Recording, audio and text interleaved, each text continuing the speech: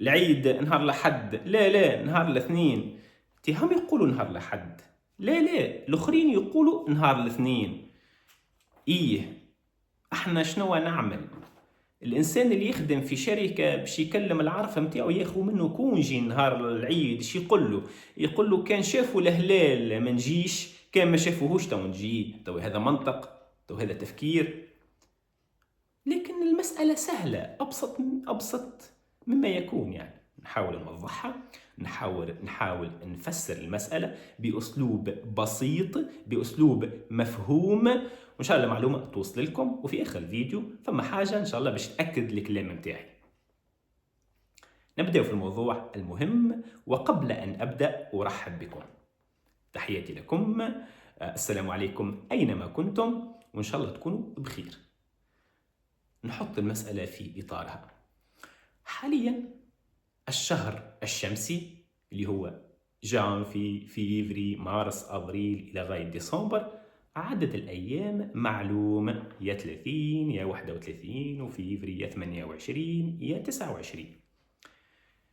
لكن الشهر القمري اللي المسلمين يعتمدوا عليه لدخول الأشهر القمرية وللمناسبات الدينية يختلف، لأن الشهر القمري إما 28 يوم، إما الشهر القمري إما 29 يوم أو 30 يوما، يختلف.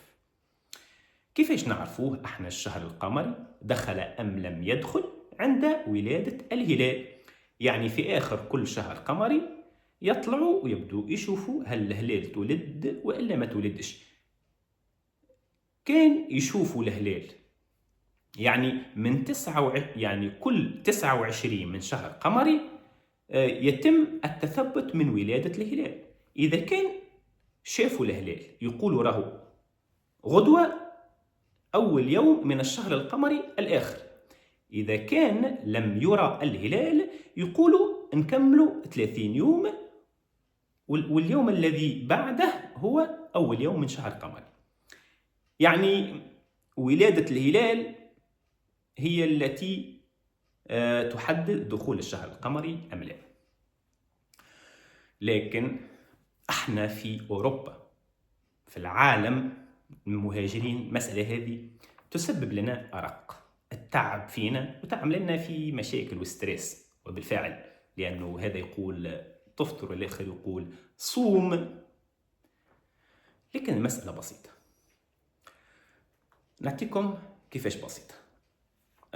بسيطة لأنه الحسابات الفلكية بالحساب بالماتيماتيكا يقولوا أنه نهار الأحد هو أول يوم من شهر شوال.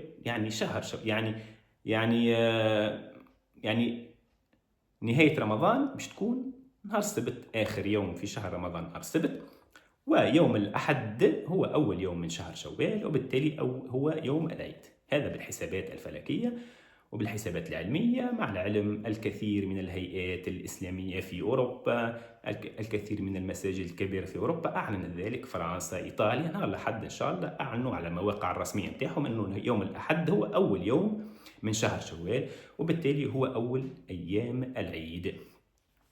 لكن في البلدان العربية والإسلامية فما المفتي اللي هو يخرج وهو المسؤول عن المسألة هذه.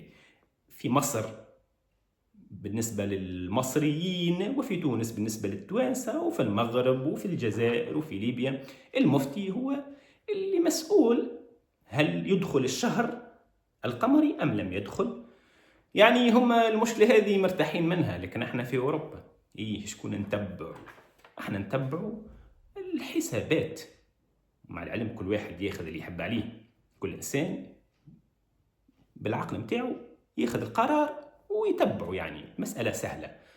احنا في أوروبا الحاجة السهلة بالنسبة لنا هي الحسابات الفلكية، هي عن طريق الماتيماتيك، عن طريق العلم كما قلت لكم اللي ربي ميزنا به. دونك بالحسابات الفلكية والعلمية أول يوم من العيد هو يوم الأحد إن شاء الله. هذا لي كيفاش أنا نرتاح للكلام متاعك بطريقة سهلة وبسيطة. المسلمين قبل كيفاش كانوا يصلوا؟ كان إنسان يصلي الظهر، إذا زالت الشمس وكان ظل الرجل كطوله. العصر كيفاش كانوا يصلوه قبل؟ ما لم تصفر الشمس. المغرب ما لم يغب الشفق. العشاء إلى غاية نصف الليل.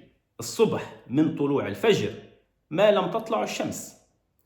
المسلمين قبل كانوا بالعين وبتتبع الشمس ينجموا يعرفوا مواقيت الصلاة.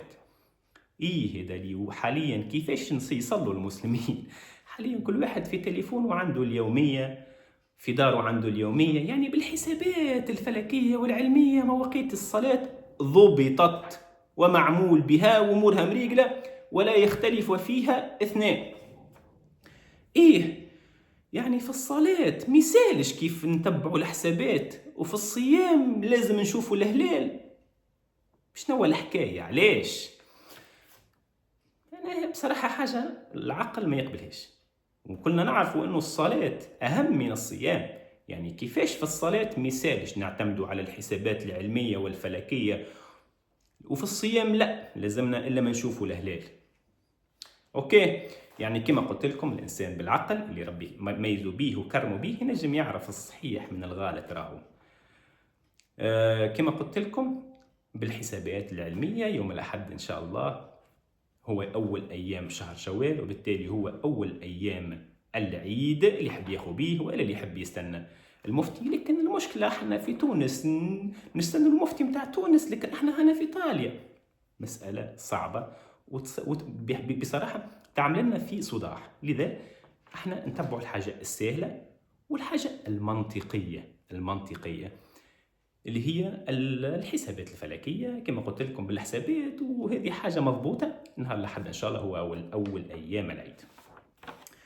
إن شاء الله ربي يتقبل منا ومنكم الصيام، وإن شاء الله عيدكم مبارك ويتعاود علينا وعليكم بالخير والبركة. والسلام عليكم ورحمة الله.